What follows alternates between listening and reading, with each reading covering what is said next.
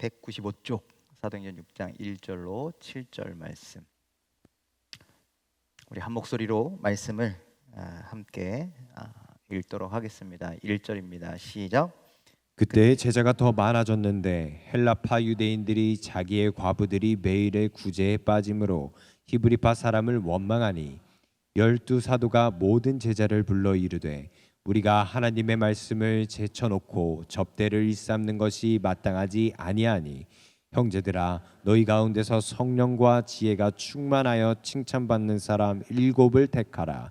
우리가 이 일을 그들에게 맡기고 우리는 오로지 기도하는 일과 말씀 사역에 힘쓰리라 하니 온 무리가 이 말을 기뻐하여 믿음과 성령이 충만한 사람 스데반과 또 빌립과 브로고로와 니가노르와 디몬과 바베나와 유대교에 입교했던 안디옥 사람 니골라를 택하여 사도들 앞에 세우니 사도들이 기도하고 그들에게 안수하니라. 하나님의 말씀이 점점 왕성하여 예루살렘에 있는 제자의 수가 더 심히 많아지고 허다한 제사장의 무리도 이 도에 복종하니라. 아멘. 할렐루야. 옆 사람과 인사하실까요? 잘하셨습니다. 오늘 은혜 받읍시다. 오늘 하나님의 말씀을 깨닫는 시간 되기를, 또 기도하고 또 성령 충만한 시간이 되기를 간절히 축원을 드립니다. 자, 초대 교회가 이제 세워졌거든요. 예루살렘의 초대 교회가 세워졌는데, 초대 교회가 세워지면 다 잘 될 것 같지만 그 안에서 문제가 생겼습니다.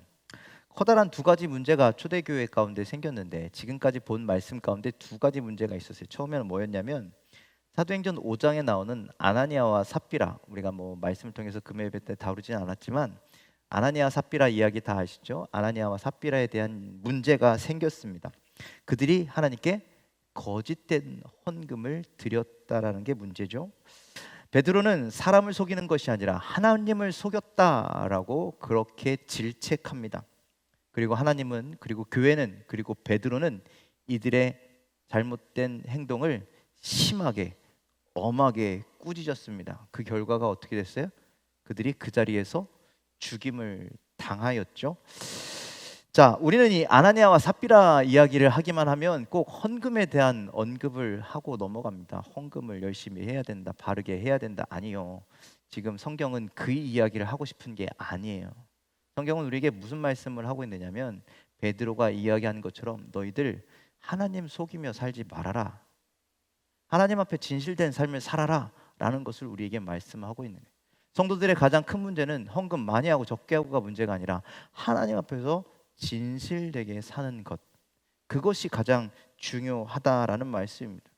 신앙생활하면서 나의 욕심을 위해서, 나의 욕망을 위해서 그렇게 하나님을 이용하고 교회를 이용하고, 아나니아와 삽비라는요, 자기가 칭찬받는 것을 위해서 하나님을 이용했던 사람들이잖아요. 그것이 진실되지 못했다라는 거예요. 그래서 하나님은 그것들, 자기의 욕심과 욕망을 위해서 하나님을 이용하고 하나님을 속이고 하나님 아닌 다른 것을 더 사랑한다면 하나님은 그것을 큰 죄로 여기신다라는 거예요.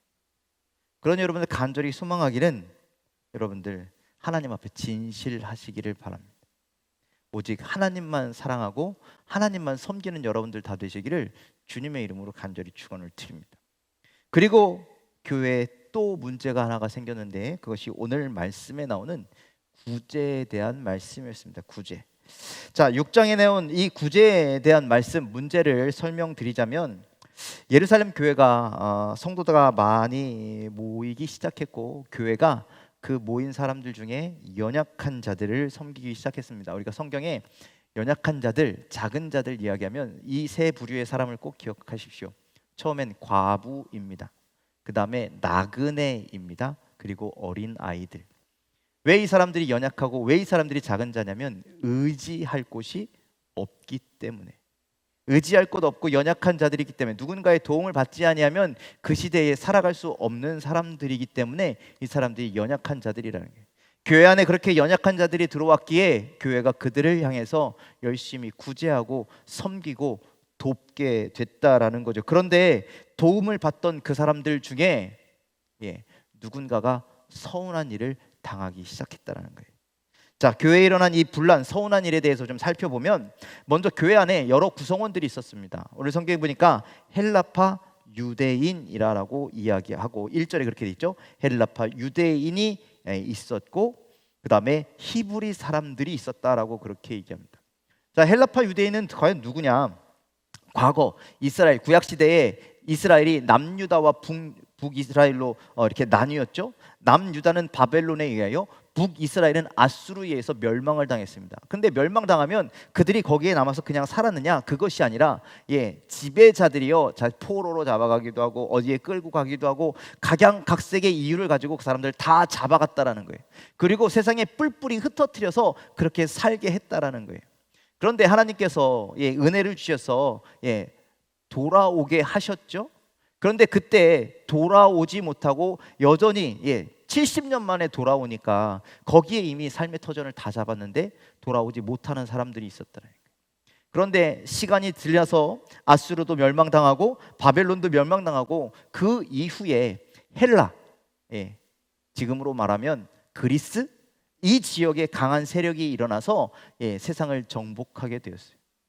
헬라의 문화, 헬라의 사상이라는 게요 굉장히 강력해서 그 헬라 언어들을 사용하는 사람들이요 로마가 지배를 해도 로마로 세상이 바뀌었어도 여전히 그런 언어들, 그런 사상을 가지고 살더라는 거예요. 그렇게 지금 로마에 이르기까지, 로마가 세상을 점령하기까지 그렇게 살던 사람들이 여러 가지 이유를 가지고 다시 예루살렘에 들어왔는데 돌아온 사람들이 하나님을 섬기고 교회에 다니기 시작했다. 그것이 바로 헬라파 유대인들이에요. 그리고 오늘 성경에 나오는 히브리파 사람들은요 그 고초의 시간 동안, 전쟁의 시간 동안 자기의 고향을 지킨 사람들, 떠나지 아니하는 사람들을 히브리파 사람들이라고 그렇게 이야기하는 것이죠. 자, 그리고 이 히브리파 유대인들은요 자신들이 고향 땅을 떠나지 않았다라고 하는 자부심이 대단합니다. 하나님께서 그랬잖아요. 여기가 너희들에게 약속해 준 땅이야. 그러니 여기를 떠나지 말어. 자신들은 하나님의 말씀에 잘 순종했다는. 아니, 떠난 사람들은 자기들이 가고 싶어서 갔어요? 어쩔 수 없이 붙잡혀 간 건데 그 사정 이해해 주지 못하고 너희들은 붙잡혀 가서 거기서 살았으니, 그쪽 신앙, 그쪽 문화를 접하고 살았으니 너희들은 성결하지 못해 더러운 사람들이야 라고 하면서요 이방인들처럼 개로 여겼다. 성경은 그렇게 말씀하고 있죠. 자기들은 성결하고 우리는 깨끗하고 너희들은 가서 섞이고 혼합되고 변질되고. 그래서 이 히브리파 유대인들이요 이 외지에서 돌아온 사람들요 핍박하는 경우가 많이 있었다고 그렇게 얘기합니다.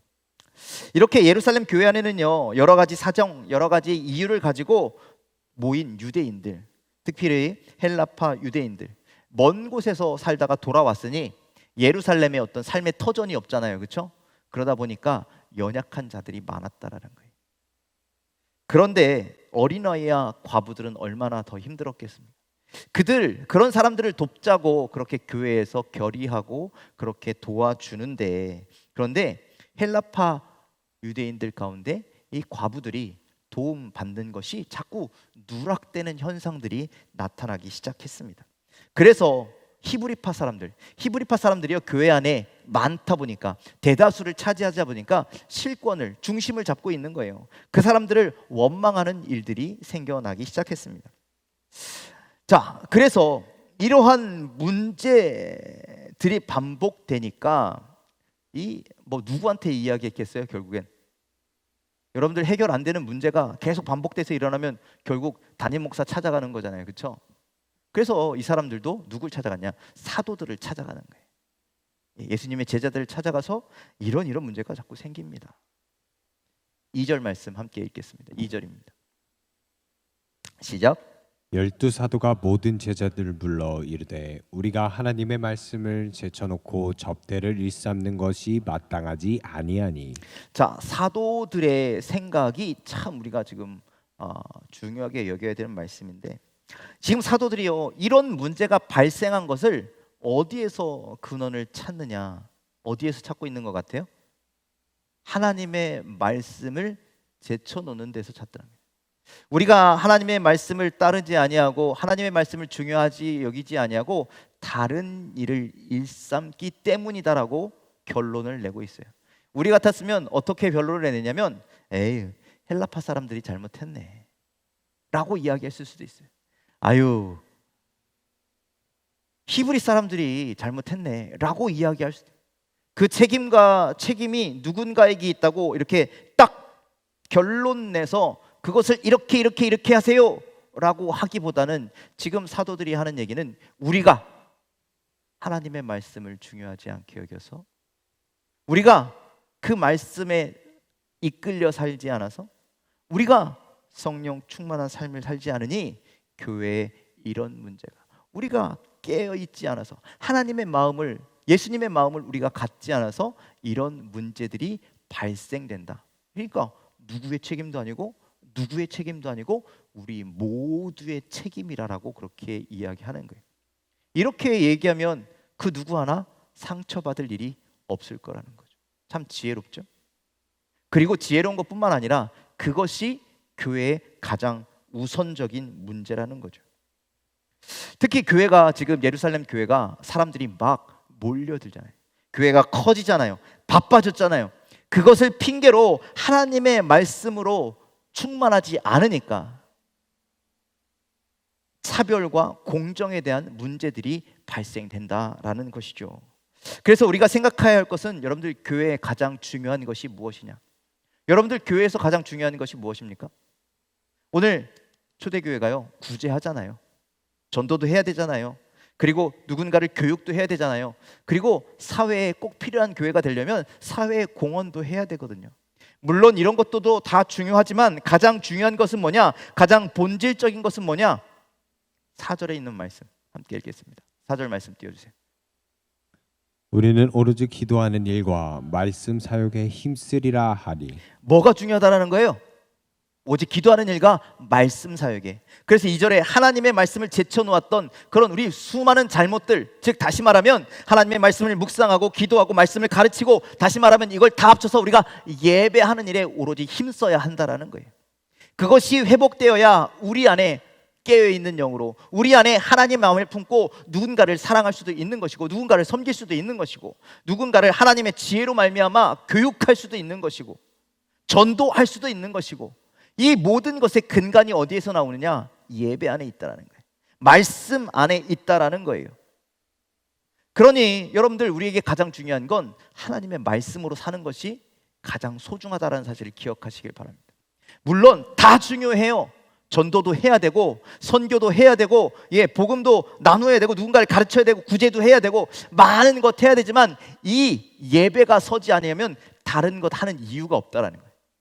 여러분들, 예배 가운데 온전히 우리가 서 있지 않으면요, 우리가 다른 것만 하잖아요. 그러면 우리 동사무소에 하는 거나 다른 게 없는 거예요. 거기도 구제하잖아요. 거기도 교육하잖아요. 그러니 여러분들, 이거 예배가 빠지면 교회는요, 세상의 한 기관이 되는 것이에요. 이것을 가장 소중히 여겨야 한다는 거죠. 그러니 여러분들도 그 예배, 하나님의 말씀대로 사는 것, 하나님의 말씀대로 기도하며 충성하며 사는 여러분들의 다 되시기를 주님의 이름으로 간절히 축원을 드립니다.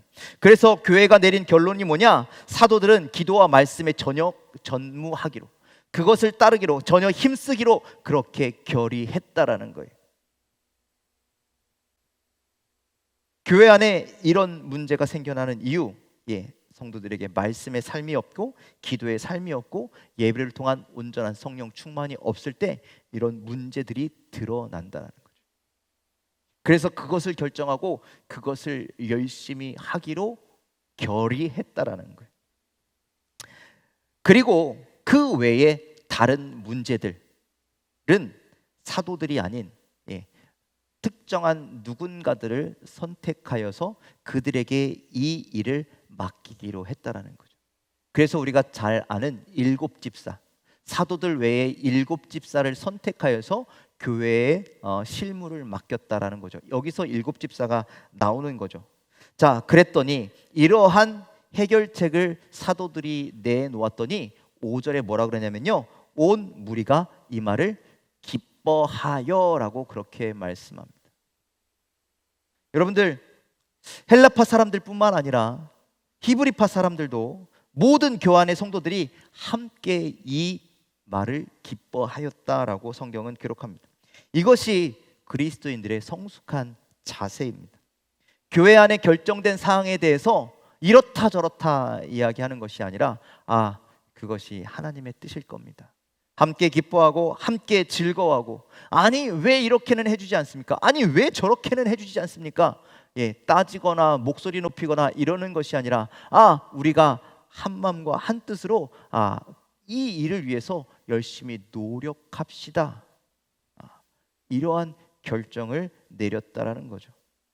사도들의 제안에, 교회의 결정에 모든 사람들이 함께 기뻐하고 함께 박수치고, 이것이 본받아야 할 교회의 모습임을 여러분들 기억하시길 바랍니다. 우리가 좀 헷갈리는 게 있어요. 우리가 민주주의 사회를 살잖아요, 그렇죠? 민주주의에서는요, 투표에서 대다수의 의견을 결정합니다. 그런데요, 교회는 꼭 민주주의가 아니에요. 민주주의가 아니라 하나님의 다스림을 받는 곳이에요. 그러니 우리는 결정할 때 어떻게 해야 되냐면요, 하나님 앞에 기도하고 결정해요. 하나님이 주시는 마음을 가지고, 하나님이 주시는 감동을 가지고 기도하는 거예요. 사도들이 이 일을 위해서 얼마나 열심히 기도했겠냐라는 거예요. 얼마나 열심히 하나님의 뜻을 간구했겠냐라는 거예요. 그래서 내린 결정이니 모든 성도들이 함께 기뻐하였고, 그리고 그 외에 다른 일들을 결정하는 데 있어서, 다른 업무를 보는 데 있어서 구제하고 섬기고 나누고 베푸는 일은 그럼 누가 있느냐? 사람들을 뽑아서 하자. 그런데 그 사람들을 뽑는 게 이랬다라는 거죠. 그렇게 선택받은 사람들은 누구냐면 5절에 있는 말씀, 우리 다시 한번 읽어보겠습니다. 5절 말씀 함께 읽겠습니다. 시작. 온 무리가 이 말을 기뻐하여 믿음과 성령이 충만한 사람 스데반과 또 빌립과 브로고로와 니가노르와 디몬과 바메나와 유대교에 입교했던 안디옥 사람 니골라를 택하여. 자, 7명 맞죠? 이 7집사를 선택하여서 교회의 업무들을 맡겨 주었다라고 그렇게 말씀하고 있습니다. 그런데 여러분들, 이 사람들이 어떤 사람들이래요? 둘째 줄에 믿음과 성령이 충만한 사람. 아무나 교회의 일을 맡기는 것이 아니라 믿음과 성령이 충만한 사람. 재능이 많다고 되는 게 아니라, 학식이 많다고 되는 게 아니라 믿음과 성령이 충만한 사람. 하나님은 그런 사람들을 들어서 사용하시는 줄 믿으시길 바랍니다. 그래서 뽑힌 사람들이 이 7명이었습니다. 이 7명이 뽑히고 그 후에 구제에 대한, 사도행전에 초대교회에 어떤 일이 있었다 이런 얘기가 없는 거 보니까 이 사람들이 지혜롭게 교회의 모든 일을 잘 이루어 나갔다, 그렇게 생각이 듭니다. 교회가 지혜롭게 이런 일들을 잘 이루고 나갔으니까 7절에 이러한 결과가 도출되더라는 거죠. 7절 말씀 함께 읽겠습니다. 시작. 하나님의 말씀이 점점 왕성하여 예루살렘에 있는 제자의 수가 더 심히 많아지고 허다한 제사장의 무리도 이 도에 복종하니라. 놀라운 일이 일어났죠. 교회가 하나님 말씀에 집중했더니 그 말씀의 역사가 점점점 나타나기 시작했고, 예수를 따르는 자들이 더더욱 많아지기 시작했고, 심지어 제사장의 무리들도 이 하나님의 말씀에 순종하기 시작했다라는 거죠. 그러니 여러분들, 교회 내에 어떤 문제가 있을 때 어떻게 해결하느냐, 그 문제를 어떻게 지혜롭게 해결하느냐에 따라서 여러분들 그것이 부흥과 직접적인 연관이 있다라는 말씀. 참 안타까운 일이지만 여러분들, 요즘 교회가 부흥 안 된다는 소리가 굉장히 많이 나오죠. 왜 안 되느냐? 이렇게 교회가 어려움을 당하고 힘든 일들 당하는 그런 교회들을 곰곰이 뒤로 이렇게 물러나서 보게 되면 지혜로운 결정을 하지 않더라는 거예요. 하나님의 뜻이 아닌데 결정하는 일들이 생기더라는 거죠. 자기의 욕심대로, 자기의 욕망대로 목소리를 높이고, 이게 맞다, 저게 맞다 서로 부딪히고, 그 부딪힘으로 해결 안 되면 세상의 법정에 나와서 싸우고, 그러면 이런 모습들을 보고 있는 교회에 믿음이 연약한 사람들은요, 교회가 이게 뭐야? 교회가 왜 사랑이 없어? 그러면서 교회를 떠나가게 되고 교회 밖에서 이제 교회를 손가락질하게 되는 거예요. 참 안타까운 일이죠. 하지만 교회가 지혜롭게 하나님의 뜻을 따라 기도로 간구로 지혜롭게 이렇게 일을 해결하게 되면 오늘 7절에 있는 말씀처럼 하나님의 말씀의 역사가 점점점 나타나는 교회로, 또 제자의 수가 점점점 많아지는 교회로, 그리고 하나님의 이 말씀을 복종하는 자들이 점점점점 많아지는 교회로 그렇게 부흥하게 되는 줄 믿으시길 바랍니다. 오늘 우리가 살펴본 이 말씀이 우리 교회 안에서도 수많은 일들이 있을 텐데, 수많은 어려움들이 있을 텐데 우리가 어떻게 해야 하는지, 어떠한 행동들을 해야 되는지에 대해서 오늘 우리에게 지침처럼 알려주시는 말씀이라는 거죠. 우리가 교회의 모든 일을 행하면서 간과하지 말아야 할 것은 예배입니다. 가장 중요하게 여겨야 되는 건 하나님의 말씀입니다. 그 말씀을 붙잡고 우리는 날마다 기도해야 합니다.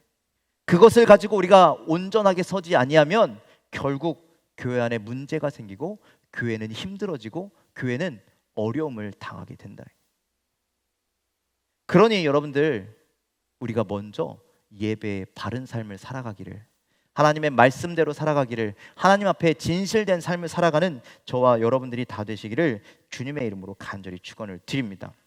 또한 교회 안에 일꾼들을 세워야 돼요. 교회의 일꾼들을 세워야 합니다. 어떤 사람들로? 믿음과 성령이 충만한 사람들로 세워야 합니다. 그런 얘기가 있죠. 하나님이 안 하시면 돈이 한다. 그런 얘기 들어보셨어요? 요즘 물질 만능주의가요, 교회 안에까지 침투해 있습니다. 그래서 교회 안에 이런 문제가 있고 저런 문제가 있고 그러면 돈으로 자꾸 해결하려고 하는 그런 성향들이 있어요. 그게 아니라 교회는요, 성령 충만한 자들이, 믿음이 굳건한 자들이 하나님의 일을 위해서 헌신하고 노력하는 공동체가 교회라는 것이죠. 여러분들이 그러한 성도가 되시기를 주님의 이름으로 간절히 축원을 드립니다. 그래서 교회 일에 쓰임 받는 자가 되기를 주님의 이름으로 간절히 축원을 드립니다. 그럴 때 하나님은요, 교회를 통해서 역사하신다. 하나님은요, 그렇게 쓰임 받는 자들을 통해서 역사하신다라는 거예요. 우리가 뒤에 보겠지만 그렇게 쓰임 받았던 스데반 집사, 그렇죠? 그가 순교하기까지 하나님을 위해서 애쓰고 수고했고, 그를 통해서 수많은 역사가 나타난 것을 우리는 볼 수가 있습니다. 그러니 여러분들, 이제 사람을 세울 때 우리 성령 충만한 자를 세웠으면 좋겠습니다. 믿음이 굳건한 자를 세웠으면 좋겠습니다.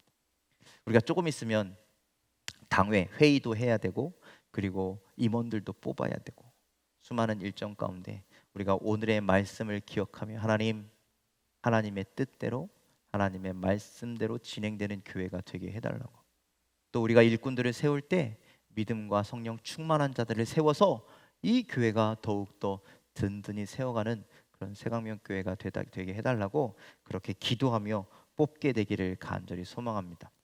초대교회가 성장하고 부흥한 이유가 이러한 이유였던 것처럼 우리 새강명교회가 이런 이유들로 인하여 부흥하는 교회가 되기를 주님의 이름으로 간절히 축원을 드립니다.